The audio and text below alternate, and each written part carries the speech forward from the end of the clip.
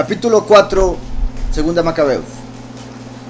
Shimón, de quien ya se ha hablado antes, que traicionó a su patria propagando las falsas noticias acerca del tesoro del templo, calumniaba a Oniyah, diciendo que él había atacado a Heliodoro y le había causado esos males. Entonces lo culpaba de que él era el que había conseguido a la gente para que lo golpeara, lo más seguro, ¿verdad? Porque dudo que pensara que fue Oniyah solo. Se atrevió a llamar enemigo de los intereses públicos a Oniyah. Vean cómo desde el pasado el pueblo israelí ha tenido gente rebelde que se vuelve en contra de los justos del pueblo, que lo que quieren es ayudar, tanto así que llegó al nivel de que viene Yahushua el Mesías sin pecado y lo rechazan y lo matan. Se atrevió a llamar enemigo de los intereses públicos a Oniyah, el benefactor de la ciudad, protector de sus compatriotas y celoso defensor de las leyes. La enemistad creció a tal punto que uno de los hombres de confianza de Shimón cometió algunos asesinatos. Considerando Oniyah que tal rivalidad era perjudicial y viendo que Apolonio, hijo de Menesteo, jefe militar de las provincias de Celesia y Fenicia, fomentaba la maldad de Shimón, se dirigió al rey, no para acusar a sus conciudadanos, sino buscando el interés general y particular de todo el pueblo. Vean la diferencia. Shimón, por no poder ganarle a Oniyah en la decisión que habían tomado del mercado y del templo, se va a decir mentiras a Apolonio para que éste vaya a hablar con el rey, y sucedió todo lo que sucedió, que el pueblo estuvo en angustia por un gran tiempo hasta que Yahweh hizo el milagro. Después se atreve a decir que fue Oniyah el que se encargó de golpear a Heliodoro, lo cual en realidad no tiene sentido, porque aunque los Levim eran fuertes y demás, este era el sumo sacerdote. No dudo que ya tuviese una edad avanzada. La gente estaba preocupada. Heliodoro venía con un ejército. Entonces, ¿cómo van a pensar que solo Oniyah, por darle unos golpecillos, diría yo, a Heliodoro se va a detener todo? De fijo fueron golpes más grandes y hechos por algo más elevado, más poderoso. Sin quitarle nada a Oniyah, simplemente digo el hecho de que él era apartado. No dudo que fuese manso. Entonces, Heliodoro acusa a Oniyah de haber sido él el que golpeó a Heliodoro. Perdón, Shimón acusa a Oniyah de ser él el que había golpeado a Heliodoro. Tiene un amigo que empieza a asesinar gente por lo que Shimón venía diciendo. Entonces ahora Oniyah dice, a ver si voy a tener que hacer algo, voy a tener que hablar. Y cuando va a hablar, la escritura dice claramente que no lo hizo para echar al agua, como diríamos, ¿verdad? Para acusar a ninguna persona de Israel. Se podría decir que ni siquiera era para hacerle daño a Shimón, era para que dejara de hacerle daño al pueblo. Entonces vean qué importante, porque muchas veces, a veces hay cosas en la congregación que pasan que a mí no me las vienen a decir porque dicen, no quiero ser acusador, ¿verdad? No quiero ser acusetas, sapo, informante, chismoso. Y después llegan a darse problemas por no haberme dicho eso o por no haber hecho algo al respecto. Se empiezan a dar problemas y me doy cuenta muy después que hubo problemas y que por esos problemas se alejó este, se alejó el otro. Y yo de ahí, ¿por qué no me dijeron de un principio para tratar de que eso se evitara? ¿Verdad? Entonces que no quería ser chismoso, no quería causar esto, división. Pues la división se causó por no hablar, porque ya personas se alejaron. ¿Sí me explico? Entonces hay que saber cuándo es bueno hablar y cuándo no. Hay que saber por qué es que quiero hablar, por qué es que quiero decirle esto a mí o a otro hermano o a lo que sea. ¿Es para simplemente dejar mal a alguien, que fue como quería Shimón, o es para tratar de arreglar la situación, que es lo que quería Oniyah? ¿Sí me explico? Entonces se analiza, se examina y va y habla. Y también la persona que escucha, en este caso, líder o digamos, que fuese conmigo, que vienen a hablar, yo tengo también que juzgar y decir, esta persona me está diciendo esto porque quiere algo malo para aquel o porque quiere arreglar la situación, ¿verdad? Yo también tengo que juzgar, y cualquier persona debe juzgar lo que oye. Esto es chisme o no, esto es información necesaria por el bien de todos, ¿ok? Entonces eso es muy importante tomarlo en cuenta, ya sea para ir a hablar como para escuchar. Entonces dice, considerando Oniyah que tal rivalidad era perjudicial y viendo que Apolonio, hijo de Menesteo, jefe militar de las provincias de Celesia y Fenicia, fomentaban la maldad de Shimón, se dirigió al rey, no para acusar a sus conciudadanos, sino buscando el interés general y particular de todo el pueblo, pues veía que sin una intervención del rey sería imposible alcanzar la paz pública y que Shimón pusiera fin a su locura. Cuando Seleuco murió, lo sucedió Antíoco, un montón de Antíoco. Antíoco, conocido por el nombre Epífanes, o sea, por uno peor que él. Lo sucedió Antíoco, conocido con el nombre de Epífanes. Entonces Jason, hermano de Oniyah, compró con dinero el cargo de sumo sacerdote. Vean que ese es otro Jason, ¿verdad? Al hermano de Yahudá que hablábamos ahora, que había escrito todo. Este es uno que quiso comprar el sacerdocio. Oniyah era el que tenía el sacerdocio, pero llegó Jason y lo compró a Antíoco, puesto que Antíoco sabía que al tener al sacerdote él controlado, iba a poder tener controlado al pueblo. Entonces Jason, que era el nombre griego, la transformación que le hicieron en Grecia al nombre Yahushua, hermano de Oniyah, compró con dinero el cargo de sumo sacerdote y en una entrevista con el rey prometió darle 11.880 kilos de plata como tributo, más otros 2.640 de entradas adicionales. ¿Cómo sería eso en talentos? 360 talentos. 360 talentos de plata. Ajá, y 80 talentos de otras rentas. Y 80 talentos de otras rentas. Ajá. Que entonces era 360 como los días del año, sin tomar en cuenta los de cambio de estación. 360 como el círculo completo, los grados de un círculo, como el circuito del sol, y etcétera, etcétera, con el 360. 360 es el valor numérico, la Shin y la Samech. La Samech curiosamente es un círculo, la Shin es el fuego como del sol, Shemesh. Entonces qué curioso, como la Shin, que hasta ahora lo pienso, la Shin representando el Shemesh, el fuego, dando vueltas como la Samech, 360 días. Esas dos letras, 360, Shin, Samech, el sol dando vueltas. Qué interesante. Por otro lado, vamos a ver un momento. Mashiach es 358. 358. Bemashiach o Bamashiach, que sería en el Mesías, es 360. Como diciendo, tenemos que estar en Mashiach a través de todo el año. No nos podemos salir del camino que es Mashiach. Entonces este hombre dice en una entrevista con el rey, prometió darle 360 talentos de plata como tributo, más otros 80 de entradas adicionales. 80 que es la letra P, que es la boca. Dice, se comprometió además a pagar casi 5.000 kilos de plata si lo autorizaba a establecer por cuenta propia un gimnasio. El hombre Jason quería andar cuadrado. Antes de eso, ¿cuánto era de plata ahí en talentos? 150, que sería la Kuf y la Nun.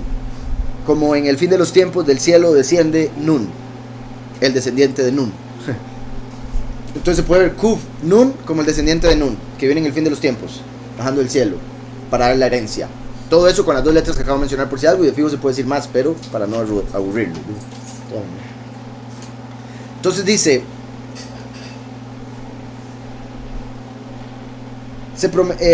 se comprometió además a pagar casi, había dicho 150 de plata si lo autorizaba a establecer por cuenta propia, ¿verdad? Que esto no dudo que lo hiciera para, como dicen, congraciarse, ¿verdad? Para que el rey dijera, uy, qué bueno este hombre, quiere hacer cosas que nosotros hacemos, ¿verdad? Puesto que copiaba todo, se cambió el nombre de Yahushua a Jason. Que sería como la apostasía que empezó en Grecia, en el imperio griego. Por eso la palabra cristiano es griega, y otras palabras, evangelio, apóstol, apostasía, etcétera, son griegas. Entonces qué curioso que él, para caerles bien, se cambia el nombre de Yahushua a Jason, que sería como en la apostasía, se cambió el nombre de Yahushua a Jesús. Y los que quieren caerle bien a todo el mundo mantienen ese nombre. Los que quieren caerle bien a todo el mundo se visten de X manera para engañar por las apariencias. Como ahí quería un gimnasio para tener la apariencia de un cuerpo X. ¿Sí me explico? Entonces qué curioso que se cambia de nombre y empieza a establecer cosas que eran de los griegos, de la cultura griega, como un gimnasio que eran los templos griegos. y un centro de deportes, polideportivo, y cultura griega. Entonces empezó a cambiar todo de lo hebreo a lo griego. Nosotros nacimos con lo griego y estamos buscando volver a lo hebreo y nos llaman judaizantes, nos llaman un montón de cosas porque no entienden el punto. Entonces decía, por cuenta propia, un gimnasio, un centro de deportes y cultura griega. De ahí, ¿verdad?, eventualmente las olimpiadas y todo eso, porque adoraban los dioses del Olimpo. Entonces por eso hacen las olimpiadas, por los dioses del Olimpo, como para que los dioses vean a los hombres hacer los deportes para ver cuál es el más cercano a ellos, por decirlo así, o cuál está siendo usado por los dioses. Entonces dice, por cuenta propia, un gimnasio, un centro de deportes y cultura griega. Y si daba a los habitantes de Jerusalén el derecho de ciudadanos de Antioquía, pidiéndole si podía volver a los hebreos, hijos de Antíoco, ¿verdad?, paganos, ciudadanos de Grecia en vez de Israel. O sea, servir al anticristo. ¿Qué? El rey le concedió lo que pedía, y desde que Jason tomó posesión del cargo, fomentó entre sus compatriotas la manera griega de vivir. Renunció a los privilegios que bondadosamente los reyes habían concedido a los Yahudim por intercesión de Yohanan, el padre de Eupólemo. Este Eupólemo es el mismo que fue enviado a hacer un tratado de amistad y pacto con los romanos. Jason suprimió además las costumbres conformes con la ley e introdujo otras contrarias a ella. Entonces, vean todo lo que hizo. Empezó a cambiar todo lo hebreo a lo griego. Suprimió las costumbres de los hebreos y empezó a hacer las costumbres griegas. Empezó a celebrar Navidad, empezó a celebrar otras cosas. Dice, Jason suprimió además las costumbres conformes con la ley e introdujo otras contrarias a ella. Se apresuró a construir un gimnasio al pie de la ciudadela e hizo que los jóvenes más sobresalientes se dedicaran a los ejercicios del gimnasio. La extremada maldad del impío y falso Cohen Gadol Jason, puedo decirle sumo sacerdote, la extremada maldad del impío y falso sumo sacerdote Jason hizo que por todas partes se propagara la manera griega de vivir y que aumentara el deseo de imitar lo extranjero. Que aumentara el deseo de imitar lo extranjero. Qué feo eso, por muchas razones. Y cómo sucede en muchas de las naciones latinas. Bueno, y yo no sé si sea de las principales, pero obviamente porque la que más conozco es la tica. Ahora los costarricenses, qué triste que el costarricense casi que en lo absoluto apoya lo nacional. Y lo digo como alguien que hace música nacional y que ha visto el ejemplo. Bueno, que hago música y que en el país no apoyan. Entonces, y menos ahora que hago de Yahushua, ¿verdad? De Yahweh. Pero incluso en el pasado, el apoyo vino más de afuera, ¿verdad? Que tuve la bendición de ir a otros países a cantar en el pasado, salir bueno, y aquí en Costa Rica era otra cosa, o es otra cosa aún. ¿Y qué es lo que suele suceder aquí? Que, ay, qué bonito aquel país, y qué bonito lo de aquel país, y actuar como aquellos, actuar como los otros. Y obviamente en toda América Latina se habla del sueño americano, ¿verdad? Entonces tratar de ser como los estadounidenses. Y ya muchos que han llegado se han dado cuenta de la pesadilla que se ha convertido ese sueño. Entonces, ¿verdad? Por si algo, quizá en el pasado había futuro, pero ahora en el presente, cero. ¿Verdad? En el pasado ahí quizás se podía hacer dinero y se podía dar una mejor vida materialmente hablando a sus familiares, pero hoy en día eso se acabó y hace mucho. Dice, así los sacerdotes dejaron de mostrar interés por el servicio del altar, y ellos mismos despreciando el templo y descuidando los sacrificios. En cuanto sonaba la señal, se apresuraban a ayudar a los luchadores a entrenarse en los ejercicios prohibidos por la ley. Despreciaban por completo los honores de la propia patria y estimaban en sumo grado las estimas de los griegos. Verá, empezaron a exaltar lo griego en vez de lo hebreo, exaltar las costumbres del mundo en vez de lo celestial. Pero precisamente por eso se vieron en una situación difícil. Aquellos mismos a quienes se propusieron seguir y copiar en todo, fueron después sus enemigos y verdugos. Nadie nos tiene, ¿verdad? Como pueblo, en el sentido de buscaron complacer al mundo, buscaron complacer la carne, y eso solo va a traer consecuencias negativas. Al hacerse amigos del mundo se vuelven enemigos de Yahweh, como dice la escritura. No podemos ser amigos del mundo. Dice, porque la violación de las leyes celestiales no queda sin castigo, como lo demuestra la historia que sigue. Al celebrarse en Tiro, en presencia del rey, los juegos que tenían lugar cada 4 años, vean eso, las olimpiadas, el mundial. Vean qué curioso, ¿por qué los dos los hacen cada 4 años? Siguiendo la misma costumbre griega. Y eso sí lo mantienen, ¿verdad? Que uy, no lo toque, eso no lo cambie. Pero uno habla algo de la escritura, eso no importa, cámbielo, hágalo diferente, ¿qué vale? Qué cólera. Al celebrarse en Tiro, era Tiro, mentira, en Sur, en Tiro. Al celebrarse en Tiro, en presencia del rey, los juegos que tenían lugar cada 4 años, el malvado Jason envió como representantes de Jerusalén a algunos en calidad de ciudadanos de Antioquía para presenciar los juegos, y les dio 300 monedas de plata para el sacrificio al poderoso Hércules. Vean qué sorprendente, mandó el sumo sacerdote de Israel dinero que, al ser el falso sumo sacerdote, representa al falso profeta. Al falso profeta de Apocalipsis 13, la segunda bestia que va a engañar al mundo entero con una religión mundial. Entonces dice, en calidad de ciudadanos de Antioquía para presenciar los juegos, y les dio 300 monedas de plata, 300, valor numérico de la Shin, fuego, para el sacrificio al Elohim Hércules. Que Hércules era un Nephilim, era uno de los Nephilim.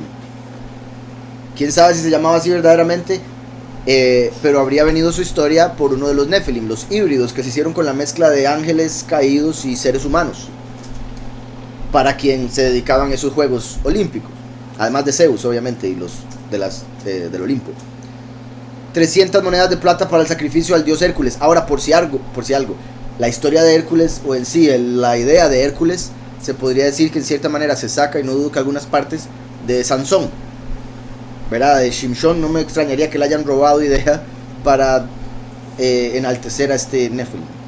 Dice, pero ellos mismos pensaron que no convenía emplear ese dinero en el sacrificio, sino más bien en otros gastos. Y así el dinero destinado por Jason para el sacrificio en honor a Hércules fue dedicado por quienes lo llevaban a equipar barcos de remos, viáticos,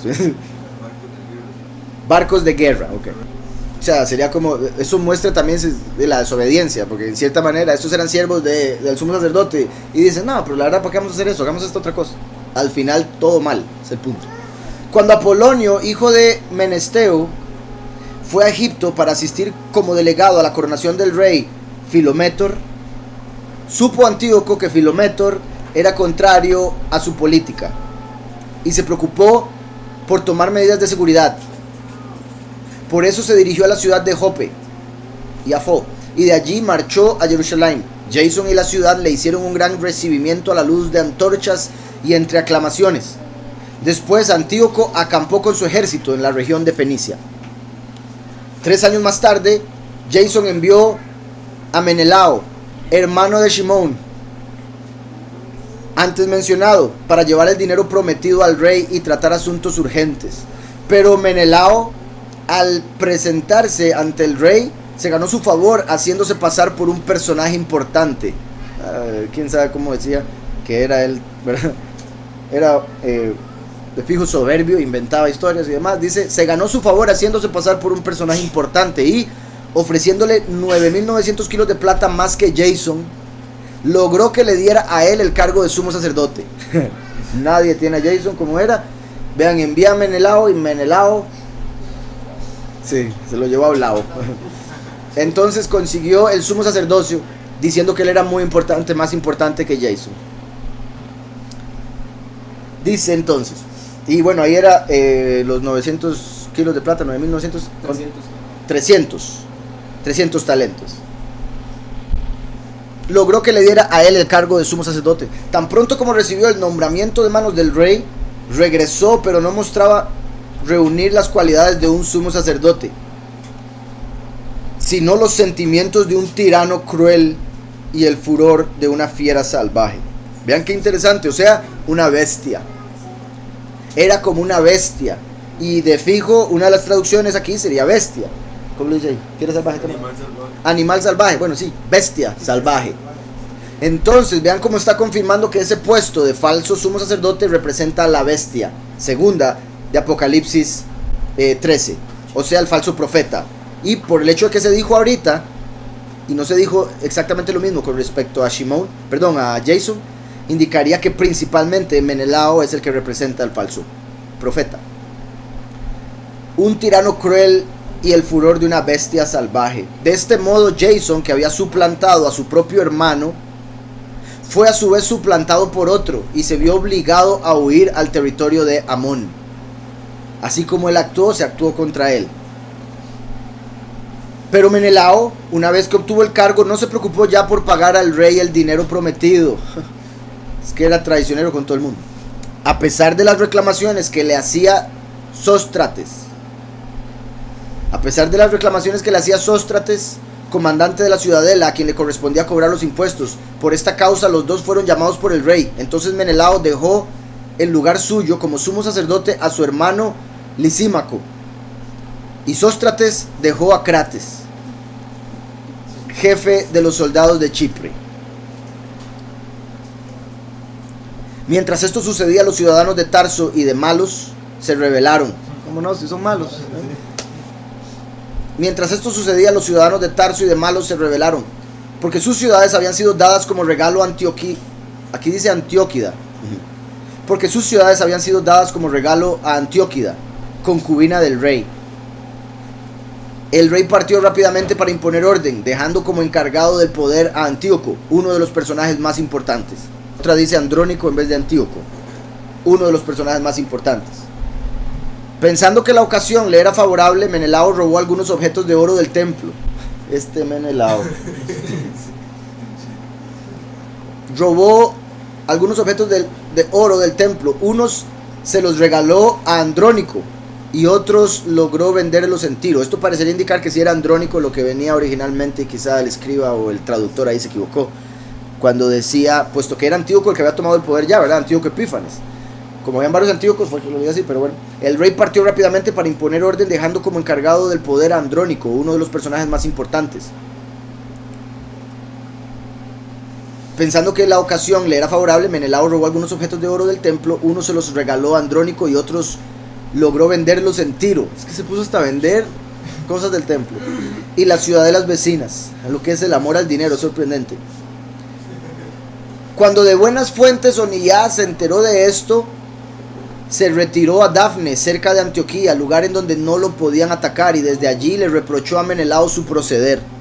Menelao entonces, acercándose en privado a Andrónico, empezó a urgirle que matara a Oniyá. Andrónico fue al lugar donde estaba Oniyá y dándole la mano le juró falsamente que no le haría nada. Oniyá se resistía a creerle, pero al fin se dejó convencer y salió del lugar de refugio. Inmediatamente Andrónico lo mató sin ningún miramiento por la justicia. Ay, ¿verdad? ¿Cuántas veces ha sucedido esto en esta lectura de Macabeos? Dicen una cosa, hacen otra los impíos, y normalmente los justos que terminan siendo asesinados por los impíos es como no creo, pero quizá, ¿verdad? Como el malo tiende a proyectar su maldad sobre otros, entonces no confía en nadie y piensa lo peor de todos. El justo proyecta su justicia sobre otros y tiende a pensar bien de otros, y así es como muchas veces le hacen daño y sufre. Dice, por esta causa no solo los de Yahudim, sino también muchos de otras naciones se indignaron y enojaron por la injusta muerte de aquel hombre.